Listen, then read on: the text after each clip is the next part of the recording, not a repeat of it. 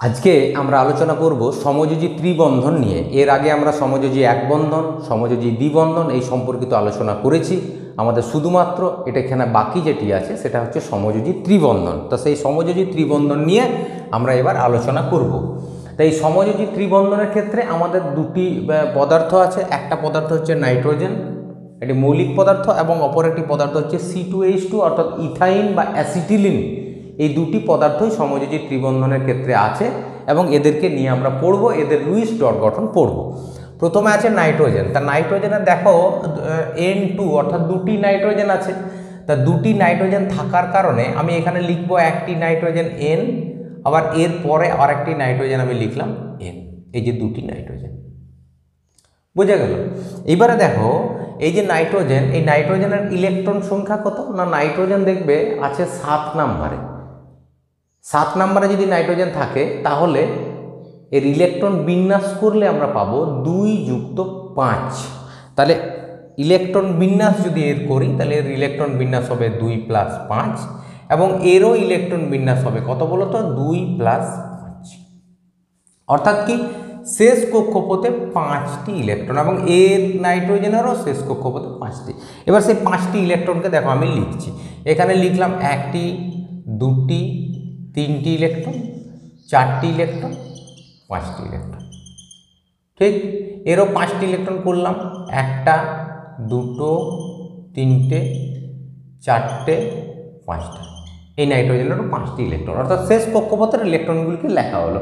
এবার দেখো এই নাইট্রোজেন তো চাইবে তার শেষ কক্ষপথে অষ্টক পূর্তি করতে। অষ্টক পূর্তি অর্থাৎ শেষ কক্ষপথে 8টি ইলেকট্রন করতে চাইবে। তা যদি নাইট্রোজেন শেষ কক্ষপথে 8টি ইলেকট্রন করতে চায়, এর আছে 5টি, এরও আছে 5টি, তাহলে দুজন আকারে এখনও কিন্তু 3টি করে ইলেকট্রন প্রয়োজন।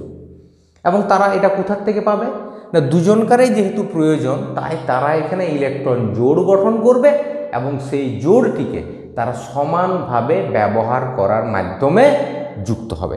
তা কিভাবে ইলেকট্রন জোড় গঠন করবে না, দেখো এরও 5টি, এরও 5টি। এখন যদি 8টি করতে হয় তাহলে কি করবে, এই নাইট্রোজেন 1টি আর এই নাইট্রোজেন 1টি ইলেকট্রন নিয়ে তৈরি করলো 1টি ইলেকট্রন জোড়। তাতে কি হলো না, দেখো এই নাইট্রোজেনের এখন ইলেকট্রন হলো 1 2 3 4 5 6, আবার এরও কিন্তু 6টা, 1 2 3 4 5 6, অর্থাৎ 8টি হয়নি। আবার আরেকটি ইলেকট্রন জোড় যদি তৈরি করে তাহলে এই নাইট্রোজেনের ইলেকট্রন সংখ্যা দেখো হবে 7টি, এবং এই নাইট্রোজেনেরও ইলেকট্রন সংখ্যা কটি হবে, 7টি। এবার কি করবে, তারা নিজেদের মধ্যে অপর আরেকটি ইলেকট্রন জোড় তৈরি করবে, অর্থাৎ 3টি ইলেকট্রন জোড় তৈরি করবে। তাতে কি হবে, দেখো এই নাইট্রোজেনের ইলেকট্রন 1 2 3 4 5 6 7 8, যখন এই ইলেকট্রন জোড়গুলিকে এই নাইট্রোজেন ব্যবহার করবে, আবার এই নাইট্রোজেন যখন ইলেকট্রন জোড়গুলিকে ব্যবহার করবে তখন তাদের ইলেকট্রন সংখ্যা হবে 1 2 3 4 5 6 7 8। তাহলে এদেরকে কিভাবে আমরা লিখবো না, এদেরকে লেখার জন্য আমাদের যেরকমভাবে ইলেকট্রন ডট গঠন দ্বারা আমরা লিখি, এখানে একটা গোল চিহ্ন দিলাম, এটা এই নাইট্রোজেনের ইলেকট্রন সংখ্যা দেখো 8টা। আবার এখানে এই নাইট্রোজেনের গোলটা এরকম হবে, এই নাইট্রোজেনেরও দেখো ইলেকট্রন সংখ্যা হচ্ছে 8টা। সুতরাং নিজেদের মধ্যে তারা কটি ইলেকট্রন জোড় তৈরি করেছে, 3টি। এবার সেই 3টি ইলেকট্রন জোড়কে লিখতে গেলে এখানে আমি তীর চিহ্ন দিয়ে লিখলাম নাইট্রোজেন, এখানেও লিখলাম নাইট্রোজেন, এবং এদের মাঝে 3টি ইলেকট্রন জোড়, 1টা 2টো 3টে হয়েছে। এটাই তো সমযোজী ত্রিবন্ধন, তাই 3টি ইলেকট্রন জোড়। এরপরে আবার তীর চিহ্ন দিয়ে আমি লিখলাম N2 অর্থাৎ নাইট্রোজেন। ওকে, এবার এই যে পরবর্তী যৌগটা আছে C2H2 ইথাইন বা অ্যাসিটিলিন, এটা সম্পর্কে পড়ব না। দেখো এটাতে কার্বন আছে 2টি, হাইড্রোজেন আছে 2টি। আমি লিখছি কার্বন 2টি, 1টি কার্বন 2টি কার্বন, হাইড্রোজেন 2টি, 1টা হাইড্রোজেন এই কার্বনকে দিলাম, আর একটা হাইড্রোজেন এই কার্বনকে দিলাম, তাহলে হাইড্রোজেন হলো 2টি। এবার এদের ইলেকট্রন সংখ্যাগুলি লেখা যাক। দেখো হাইড্রোজেনের ইলেকট্রন 1টি, এই হাইড্রোজেনের ইলেকট্রন 1টি, হাইড্রোজেনের 1টি করে ইলেকট্রন। কার্বনের কটি ইলেকট্রন, কার্বন আছে 6 নম্বরে, ইলেকট্রন বিন্যাস করলে হবে 2 + 4। তাহলে কার্বনের যদি ইলেকট্রন বিন্যাস করি, ইলেকট্রন বিন্যাসটা হচ্ছে 2 + 4, অর্থাৎ শেষ কক্ষপথে কটি ইলেকট্রন বলো তো, 4টি। সেই 4টি ইলেকট্রন দিচ্ছি দেখো শেষ কক্ষপথে, 1 2 1 2 3, আর এখানে একটি দিলাম 4টি, তাহলে কার্বনের 4টি। এই কার্বনেরও 4টি ইলেকট্রন, 1 2 3, আর এখানে একটি দিলাম ইলেকট্রন, তাহলে 4 হয়েছে। এবার এই হাইড্রোজেন যেহেতু একটি ইলেকট্রন, এ তো চাইবে দুটি করার জন্য, কারণ এর তো আর অষ্টক পূর্তি হয় না, এর কেবলমাত্র দুটি ইলেকট্রন হলেই হয়। দুটি ইলেকট্রন পেলেই সে তার নিকটতম যে মৌল বা নিষ্ক্রিয় মৌল হিলিয়ামের কাঠামো পায়, আর হিলিয়ামের কাঠামো পাওয়ার জন্য সে দুটি ইলেকট্রন পেলেই হয়। তার আছে আরেকটি প্রয়োজন, এরও আরেকটি দরকার। কার্বনের আছে 4টি, এর কটি দরকার? আরও 4টি ইলেকট্রন প্রয়োজন। তাই এক্ষেত্রে যেহেতু সকলের প্রয়োজন, তাই নিজেদের মধ্যে ইলেকট্রন জোড় তৈরি করবে। দেখো এখানে একটি ইলেকট্রন জোড় তৈরি করবে, তাহলে হাইড্রোজেনের ইলেকট্রন হলো 1 আর 1 2। এই হাইড্রোজেনের একটি ইলেকট্রন জোড় তৈরি করবে, হাইড্রোজেনের ইলেকট্রন সংখ্যা 2। কার্বনের কটা হলো? দেখো এই কার্বনের 3 আর 2 5, এই কার্বনেরও 3 আর 2 5, তাহলে কার্বনের এখনো হয়নি।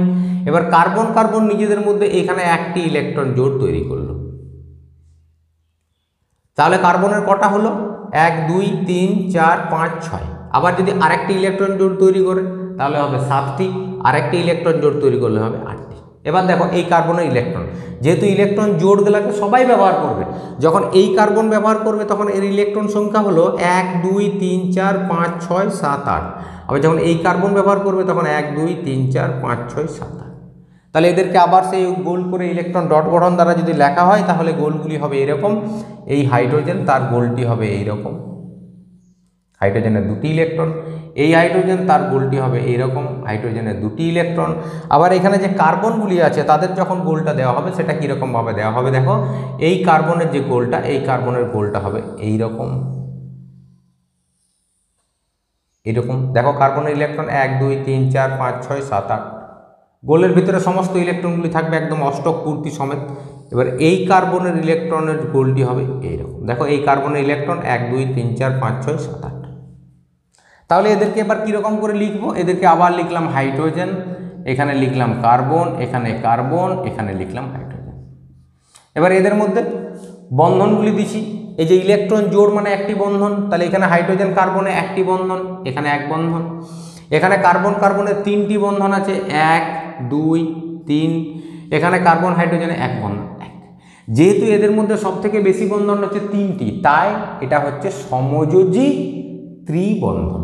এবং এই পদার্থটির নাম হচ্ছে C2H2, অর্থাৎ ইথাইন বা অ্যাসিটিলিন। সুতরাং এই হলো সমযোজী ত্রিবন্ধন। এখানেই আমাদের সমযোজ্যতা এই ব্যাপারটি শেষ হলো।